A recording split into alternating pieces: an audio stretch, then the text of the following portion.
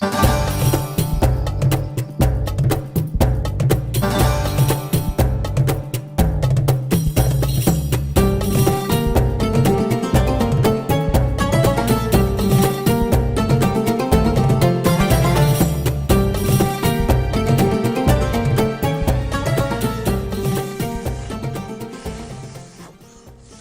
what are you doing? Those aren't Qurans, are they? No. You're not going to burn these books, are you? Well, the thought had crossed my mind. No! Don't burn these books. Books are filled with valuable information.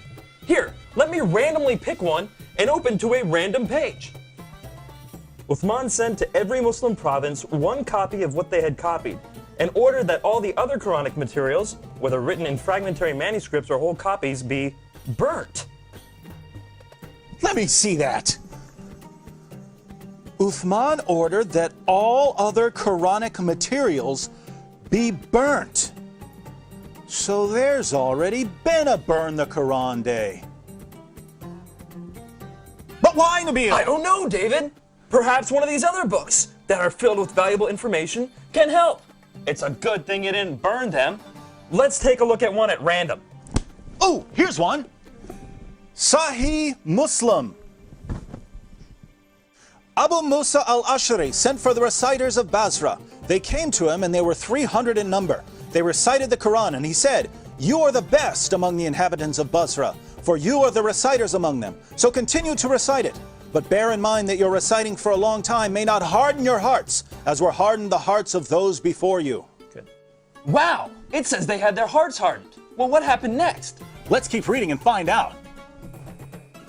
We used to recite a surah which resembled in length and severity to Surah Barat.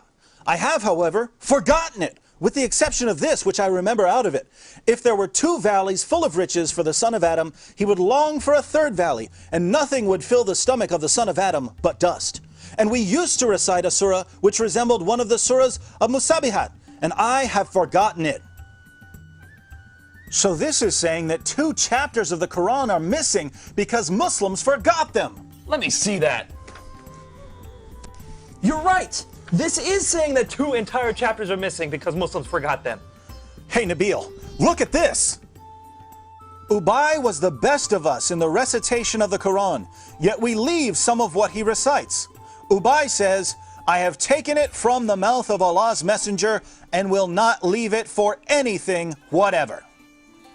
Wasn't Ubay the best reciter of the Quran? Yes! And wasn't he one of the best 4 teachers of the Quran? Yes! But he says stuff in his Quran that is not in this Quran. Let me pick a random verse from this Quran and read it. Surah 33, verse 6. The Prophet is closer to the believers than their own selves, and his wives are their mothers. Oh look, here's a footnote. In some qira'as, like that of Ubay ibn Ka'b, occur also the words, "and he is a father of them." So Ubay, one of Muhammad's top teachers of the Quran, had words in his Quran that aren't in this Quran. But was he the top teacher of the Quran? Surely Zayd ibn Thabit, who put together the Quran we have today, was Muhammad's top Quran expert. Well, actually, Ibn Masud was the first name that Muhammad mentioned when it came to learning the Quran.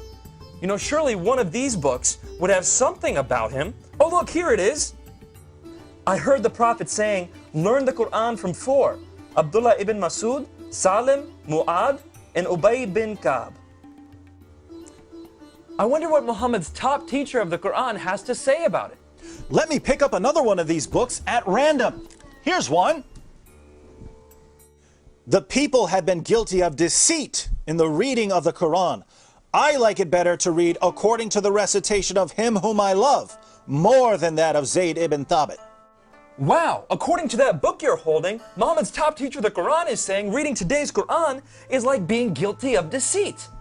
I wonder if any of these other books have something to say about it. Here, let me look at this one.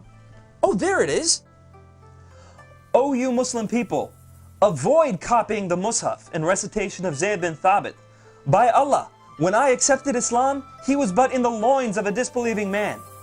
And it was regarding this that Abdullah bin Masud said, O people of Al-Iraq, keep the masahif that are with you and conceal them. So Muhammad's top teacher of the Quran says that today's version is deceptive and that we should avoid copying and reading it. But now I'm confused, Nabeel. Muslims have always told me that the Quran has been perfectly preserved right down to the letter and that the evidence proves this. That's what I was always taught. I'm sure one of these books will tell us that the Quran was perfectly preserved. How about that one? Let's see.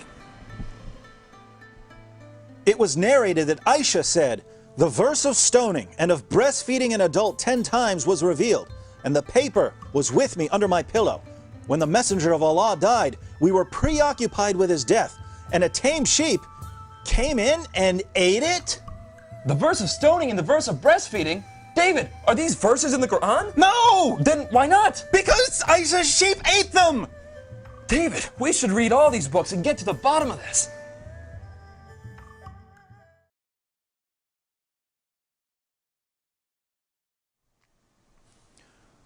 So let me see if I've got this right. Muhammad died, and no one had compiled the Quran. The people who had memorized large sections of the Quran were sent into battle by Abu Bakr, and they were slaughtered. Muslims lost a ton of the Quran that day. Abu Bakr didn't want to lose any more, and so he had Zayd ibn Thabit put together what was left and compiled it into a manuscript. And soon thereafter, people started compiling their own manuscripts, and large disputes began to happen over what should be included in the Quran. Ibn Masud had only 111 chapters in his Quran, while Ubay ibn Ka'b had 116 chapters. And Zayd, who compiled today's Quran, only had 114 chapters. According to Muslim sources, entire chapters of the Quran were lost. Large sections of chapters have been lost. Individual verses have been lost.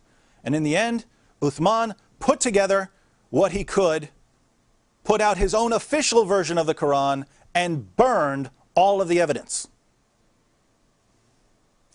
Wow. Sure, I'm glad that no one burned this evidence. Nabeel, let's agree that we're never going to burn any book, no matter how much we disagree with it. Yes.